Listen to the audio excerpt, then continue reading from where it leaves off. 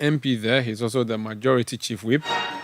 He's been challenged by the CEO of the Ghana Library Authority, Hayford Siaw.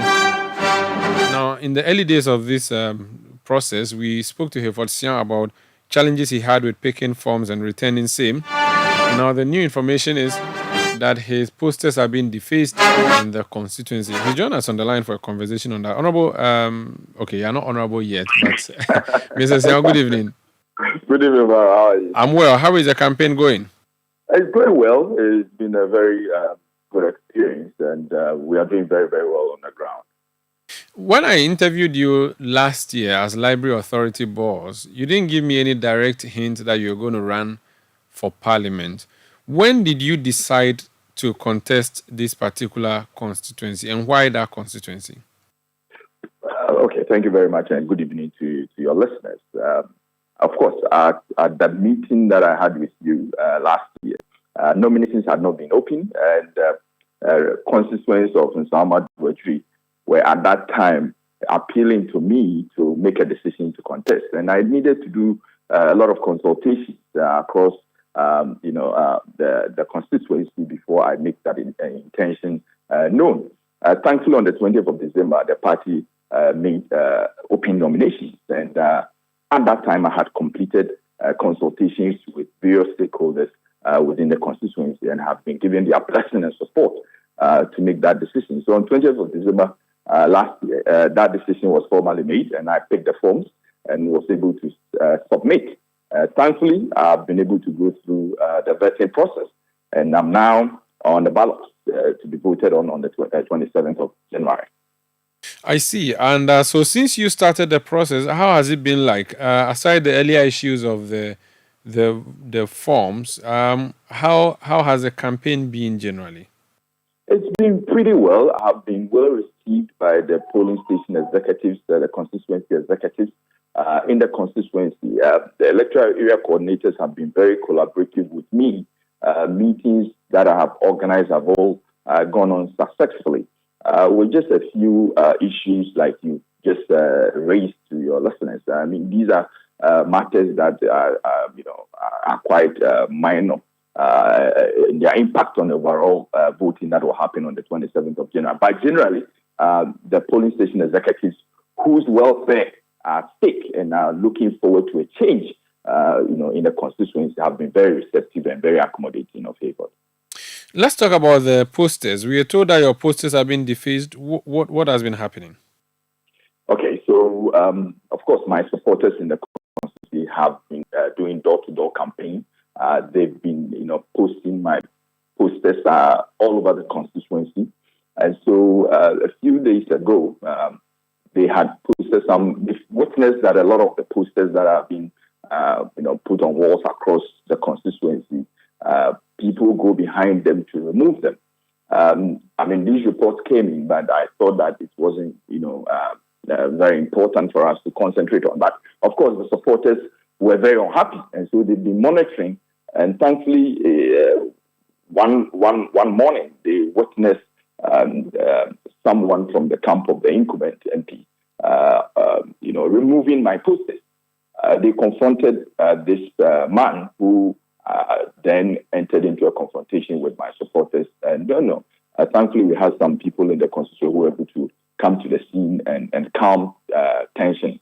Then, subsequently, they went to paste the posters back at those locations.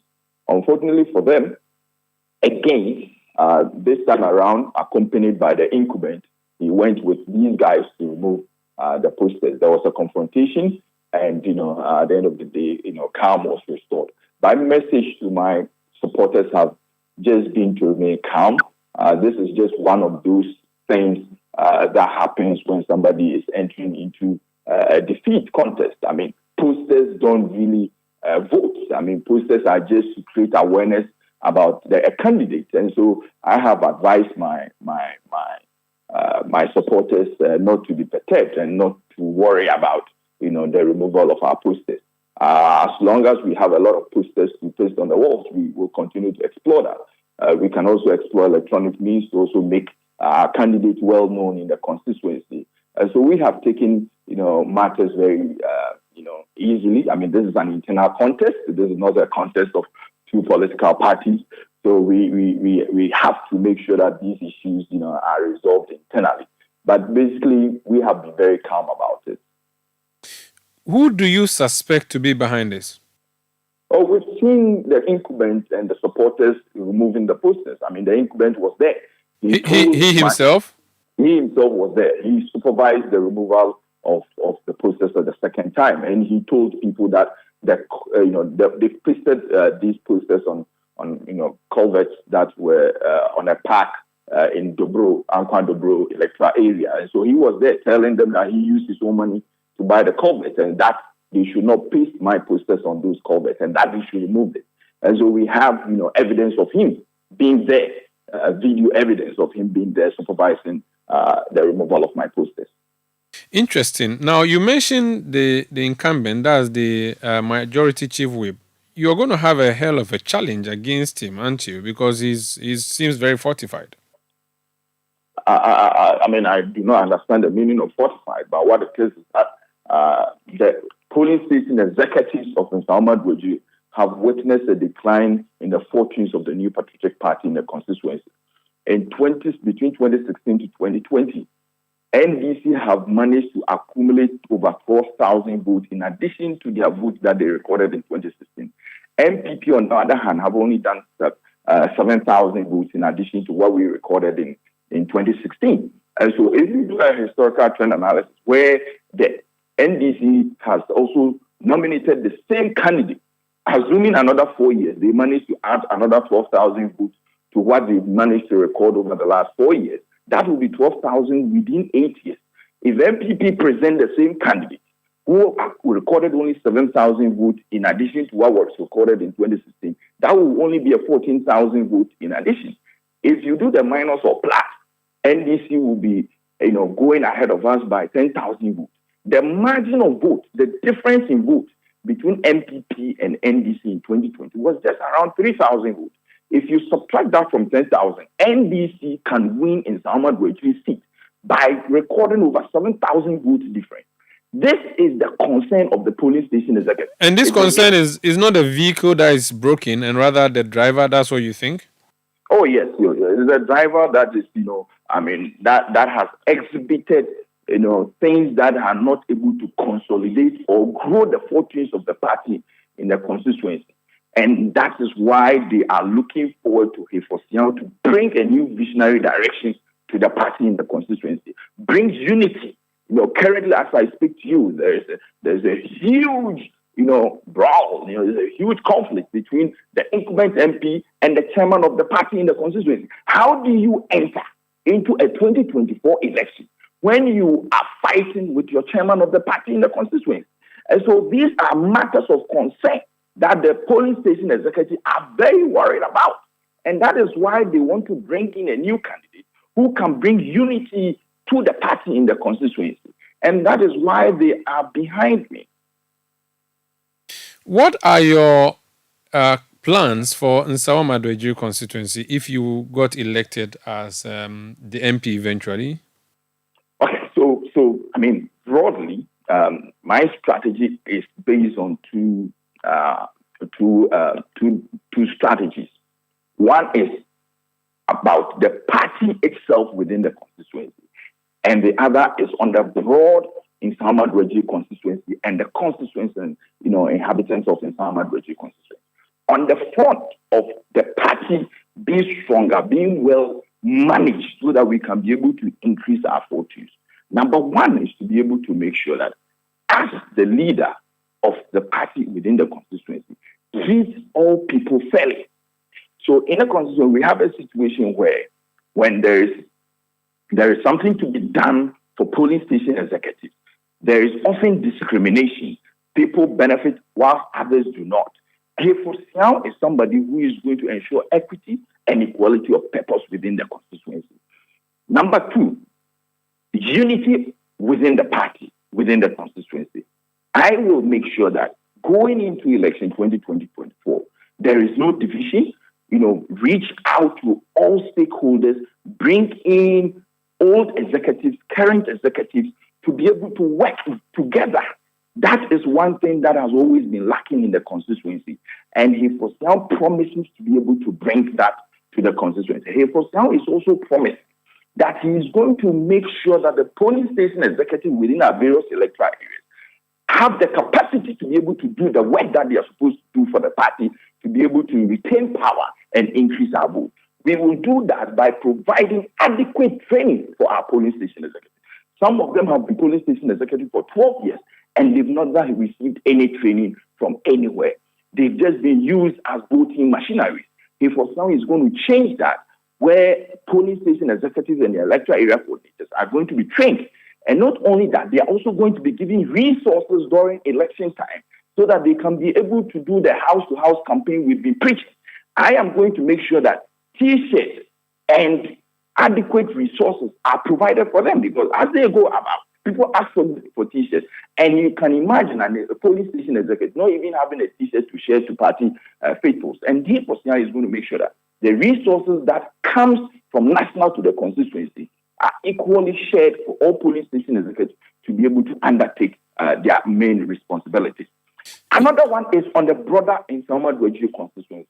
The biggest challenge we have in Nsawam Adoagyiri constituency is on jobs. We have a lot of our youth not being engaged in any activity, and for that reason, we have a lot of unemployment issues. Hayford Siaw already has created what we call the HS Job Center, and so HS Job Center is already open. We have a website called hsjobcenter.com. The idea is to be able to curate job opportunities so that the young people within the constituency who are looking for job opportunities are prepared to be able to, take these opportunities. So we have a team that is always aggregating job opportunities that are happening in the constituency and around the constituency, so that we can be able to rapidly inform people that are looking for job opportunities and link them up to the industry. Besides that, also we are providing also CV support training programs that what I call the Hayford Engage with Hayford, where I train people on how to develop the CVs, how to prepare for job interviews, and all of that. Besides that, also we also understand that agriculture is the bedrock of economic development within the constituency. 37% of our population within the constituency are engaged in agriculture. A major challenge for those involved in agriculture is irrigation, because they are only able to go into planting when they have adequate rain. The idea of Hayford Siaw is to be able to make sure that we get a lot more of our young people interested in the agriculture sector. So bringing in different partners and investors within the constituency, we have large farms, we have large acres of, on tap land availability within the constituency. We have readily available market with Blue Sky, but currently Blue Sky is not even able to get enough raw materials from within the constituency. Hence, they have to bring in raw materials from other parts of the country and even outside the country to be able to package their fruits for export. Hayford Siaw is going to make sure that agriculture, which already has a ready market with the fruit sector with Blue Sky, we are able to work with Chiefs to make a lot more land available, bring in investors, employ a lot more youth who can be able to then have, who can be able to then have an opportunity, to work and earn something. Yeah. And so that's also one key area we are going to also focus on. The other is also making Nsawam Adoagyiri a tourism hub within the country when it comes to an intervention that I intend to establish called the Bread Festival. Nsawam Adoagyiri is known for bread, and I want to make Nsawam Adoagyiri the bread capital of Africa, where we will have, just like in other parts of Europe where people do wine festival and people travel from all over the Europe to go and taste wine, Nsawam Adoagyiri will become the bread capital of Africa, where